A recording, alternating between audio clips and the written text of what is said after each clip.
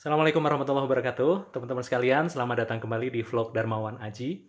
Di video kali ini, saya akan membahas 5 prinsip yang perlu kita pahami untuk menguasai sebuah keahlian. Jadi membangun sebuah keahlian ini membutuhkan waktu, disiplin, dan kesabaran. Nah, tidak mungkin kita menguasai keahlian dalam waktu singkat. Tidak mungkin kita menerapkan sistem kebut semalam untuk menguasai sebuah keahlian.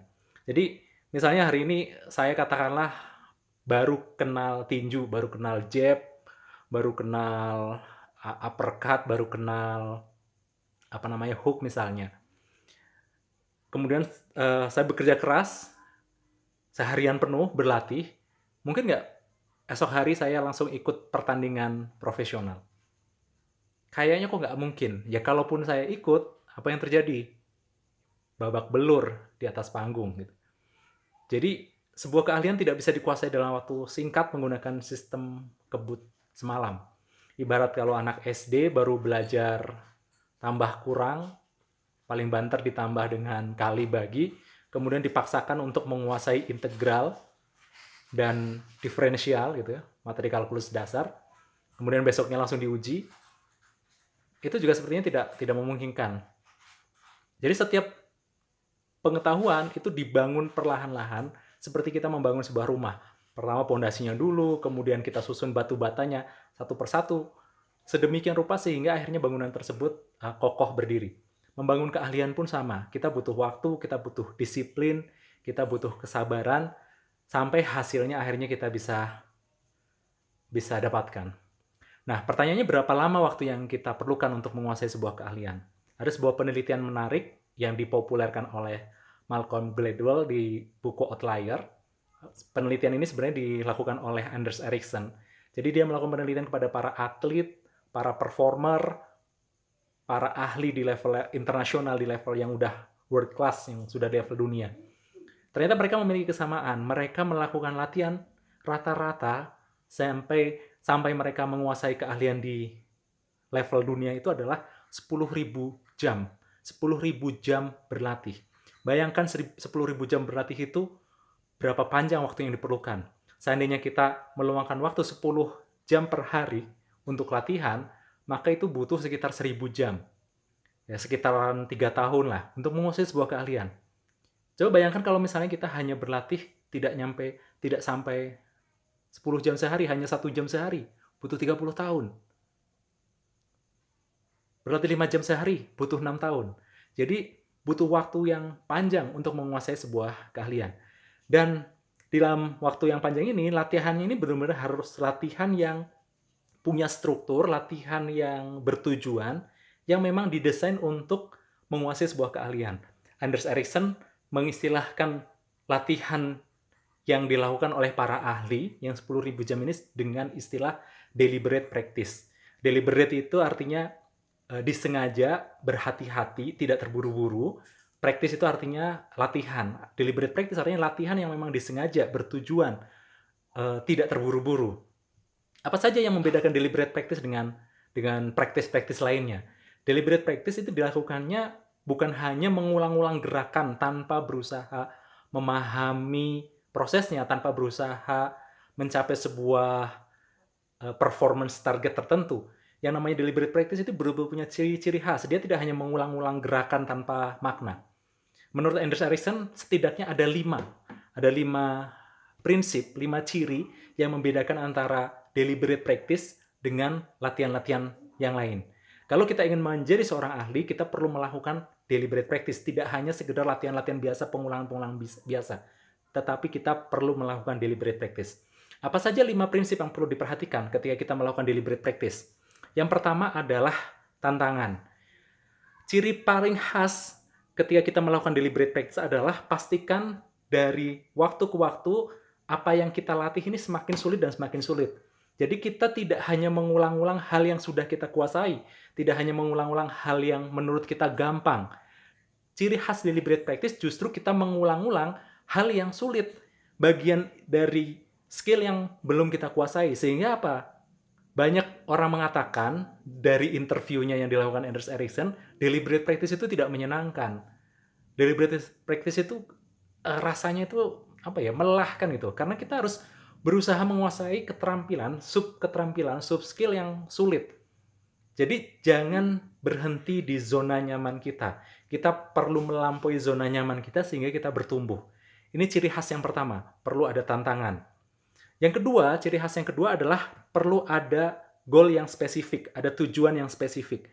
Jadi kita tidak mungkin mencapai sebuah target keahlian tertentu kalau kita tidak punya goal yang spesifik, tidak punya goal yang terukur, tidak punya goal yang konkret. Sebenarnya apa yang ingin kita capai dari latihan yang kita lakukan. Maka pada saat kita melakukan deliberate practice, kita perlu mendesain latihannya untuk mencapai performance target tertentu. Jadi target kinerja tertentu, target performa tertentu. Tanpa target yang terukur ini, kita hanya akan mengulang-ulang sesuatu tanpa ada kenaikan keahlian yang berarti. Bisa jadi ribuan jam akan kita lewati tanpa peningkatan yang berarti. Kalau kita tidak punya performance target yang jelas, kalau kita tidak punya goal yang spesifik. Sebenarnya dari latihan ini, apa yang ingin saya dapatkan? Prinsip yang ketiga yang perlu kita perhatikan pada saat kita melakukan deliberate practice adalah fokus. Kita perlu meluangkan waktu secara khusus untuk berlatih. Tidak hanya cukup menggunakan waktu-waktu sisa untuk latihan. Kita perlu meluangkan waktu fokus pada saat berlatih. Sehingga pada saat kita melakukan latihannya, mengulang-ulang latihan yang kita lakukan, kita bisa melakukannya dengan kesadaran penuh. Kita bisa melakukannya dengan memberikan atensi, konsentrasi, fokus yang diperlukan untuk menyadari apakah yang kita lakukan ini sudah baik atau belum. Sehingga kita juga tahu apakah kita mengalami peningkatan atau tidak. Kita perlu meluangkan waktu secara khusus. Prinsip yang keempat apa? Prinsip yang keempat adalah umpan balik yang berkualitas, umpan balik yang presisi. Disinilah pentingnya seorang pelatih, pentingnya seorang coach. Karena pada saat kita punya seorang coach, kita punya orang yang bisa melihat kita dari sudut pandang lain.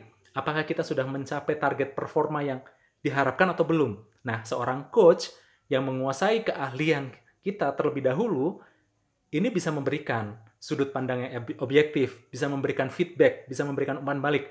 Bagian mana dari diri kita, dari keterampilan kita yang perlu diimprove. Mana yang sudah bagus, mana yang perlu diperbaiki.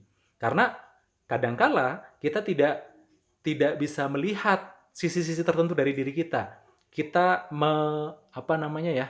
tidak bisa melihat blind spot kita, titik buta kita. Maka disitulah perlunya seorang coach, seorang pelatih. Bagaimana kalau kita belum punya coach, belum punya pelatih?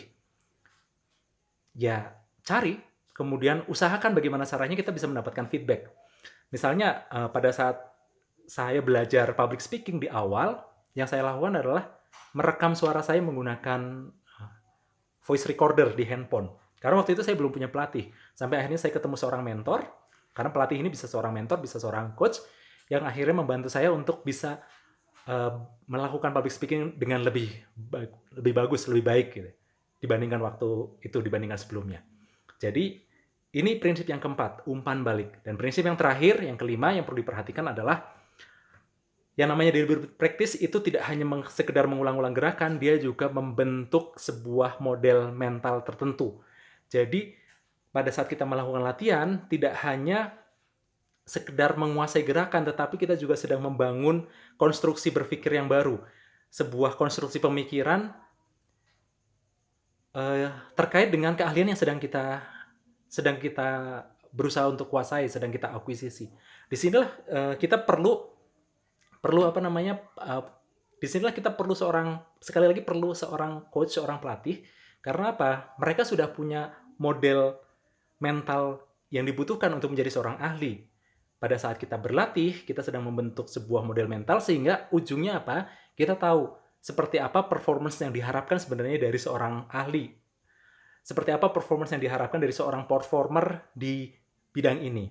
Nah, jadi inilah lima prinsip yang perlu kita perhatikan agar latihan kita tidak hanya mengulang-ulang sesuatu sehingga kita tidak mengalami peningkatan yang berarti ketika melatih keahlian kita. Kita perlu melakukan 5 prinsip ini supaya latihan kita ini benar-benar memenuhi kaidah deliberate practice. Yang pertama apa? Yang pertama adalah pastikan ada tantangan, keluar dari zona nyaman. Yang kedua adalah ada goal yang spesifik, ada tujuan yang spesifik. Yang ketiga adalah fokus, meluangkan waktu, dan fokus ketika kita sedang melatih keahlian tersebut. Yang keempat adalah umpan balik. Dan yang kelima adalah membangun model mental terkait keahlian yang sedang kita kuasai. Mudah-mudahan 5 prinsip ini bisa teman-teman pahami dan bisa teman-teman praktikkan di dalam kehidupan nyata teman-teman, sehingga teman-teman bisa benar-benar membangun sebuah keahlian apapun profesi teman-teman sekalian. Terima kasih. Salam dari saya. Assalamualaikum warahmatullahi wabarakatuh.